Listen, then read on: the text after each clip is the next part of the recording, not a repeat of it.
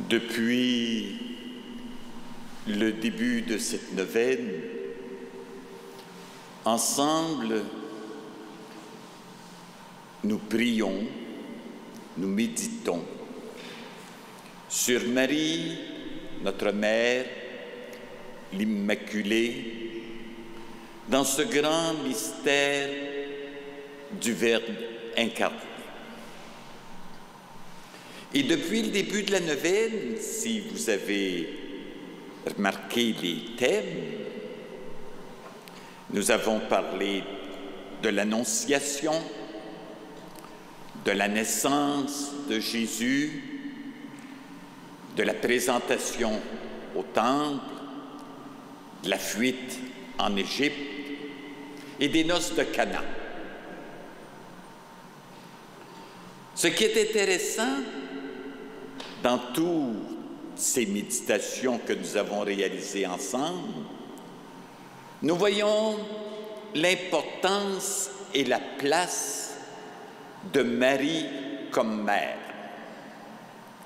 Puis je pense que dans plusieurs cas, il ne faut pas oublier Saint Joseph.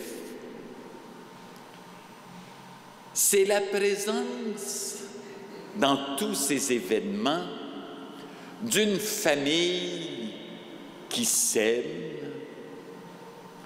et qui s'inquiète, qui protège et sûrement qui gâte un peu leur garçon Jésus. Et nous voyons, je le répète, Marie dans diverses situations familiales, de joie, de surprise, de peur, de fêtes, de noces. Et les gens reconnaissent que Jésus a une famille qu'il aime. Il est aimé. Il a un père, il a une mère, il a des cousins, une belle grande famille. Mais aujourd'hui, en ce 6e jour, c'est un revirement total. Où est la famille de Jésus? Qui est sa famille? Et pour le savoir, allons écouter l'évangéliste Matthieu qui nous donne la réponse de Jésus. Comme il parlait encore à la foule, voici que sa mère et ses frères se tenaient dehors, cherchant à lui parler. Quelqu'un lui dit, « Voici que ta mère et tes frères se tiennent dehors, ils cherchent à te parler. » À celui qui venait de lui parler, Jésus répondit, « Qui est ma mère et qui sont mes frères ?» Montrant de la main ses disciples, il dit, « Voici ma mère et mes frères. Quiconque fait la volonté de mon Père qui est aux cieux, c'est lui, mon frère, ma sœur, ma mère. » C'est une révolution. Imaginez-vous qu'un voisin annonce à vos enfants, à un de vos enfants, « Hey, il arrive ton père et ta mère, ils viennent te visiter. » Qui est ma mère, qui est mon père? C'est pas eux autres. Ça serait toute une moyenne surprise, un bouleversement. Mais Jésus veut nous faire découvrir qui est sa vraie famille. Et surtout, comment nous devenons membres de cette famille. Il aime Marie, bien sûr. Il aime sa famille. Mais il veut nous montrer qu'il y a quelque chose d'encore bien plus important que les liens du sang.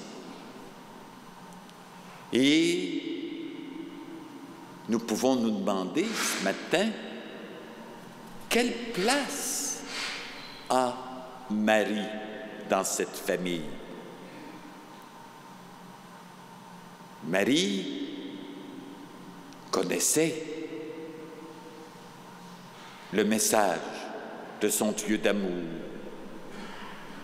Et lorsque Jésus a dit « Qui est ma mère, qui sont mes frères ?» c'est celui ou celle qui fait la volonté de mon Père qui est aux cieux. Et souvenez-vous de ce que a dit Marie lorsque Siméon lui a annoncé qu'elle aurait à souffrir. Souvenez-vous, Marie, ce qu'elle a dit lorsque Jésus s'était perdu. Elle gardait tout dans son cœur.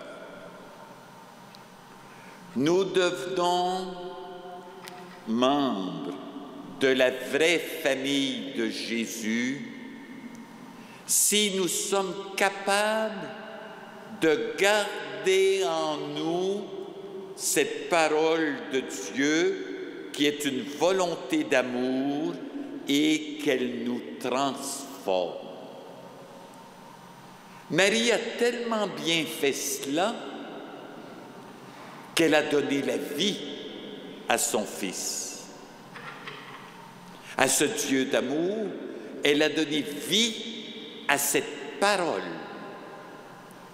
Chacun et chacune de nous, nous devons suivre l'exemple de Marie. Elle a écouté la parole de Dieu et elle la conservait dans son cœur. Jésus insiste sur l'importance d'écouter et de vivre de la parole de Dieu comme l'a fait Marie. Marie est notre lien familial le plus fort avec Jésus et entre nous. Poursuivons notre réflexion en priant avec Marie. À côté de moi, j'ai le panier avec toutes les intentions et je vais prendre quelques-unes de ces intentions pour qu'elles deviennent nôtres et après chacune d'elles, nous chanterons un refrain. Marie, toi notre mère, toi l'Immaculée, toi Reine du ciel, je te confie ma famille.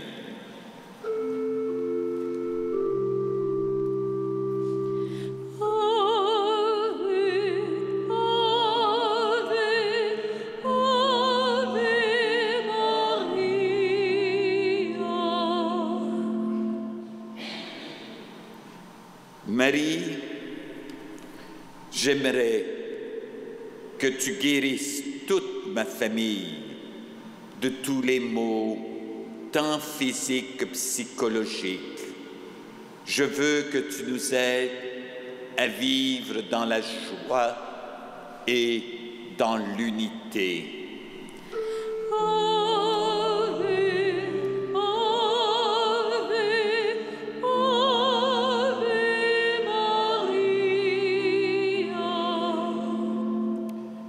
je veux prier tout spécialement pour une dame âgée qui se sent vraiment seule et qui nous dit que la prière et son petit chat, c'est tout ce qu'elle a pour l'encourager. Prions pour toutes ces personnes seules et abandonnées. Ave, Ave, Ave Maria. Et merci, nous dit une autre personne, pour cette chance d'avoir cette messe le matin. Merci tout spécial aux prêtres qui nous aident à mieux comprendre la parole de Dieu, à bien faire notre communion spirituelle. Merci à tous ceux et celles qui se dévouent pour la lecture et les chants. Merci à vous tous de l'équipe.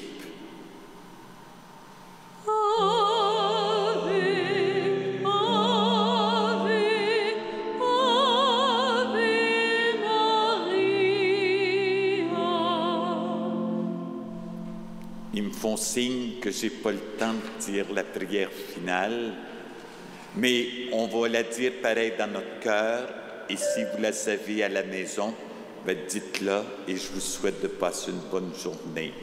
Ensemble, Marie, Mère de Jésus et notre Mère, nous te prions avec confiance. Tu n'abandonnes aucun de ceux et celles que Jésus t'a donnés comme enfant.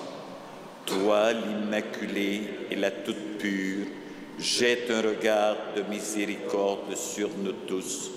Toi que Dieu a comblé de grâce, prie avec nous pour que nous soyons comblés à notre tour de toutes les grâces dont nous avons besoin. Nous te confions nos inquiétudes, nos hésitations. Veille sur nos familles, sur nos malades, sur nos jeunes, sur notre Église.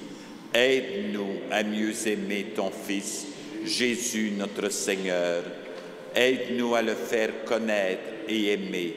Aide-nous à vivre dans l'espérance, malgré tous les défis que nous rencontrons. Nous avons confiance en toi, Mère Immaculée. Amen. Bonne journée.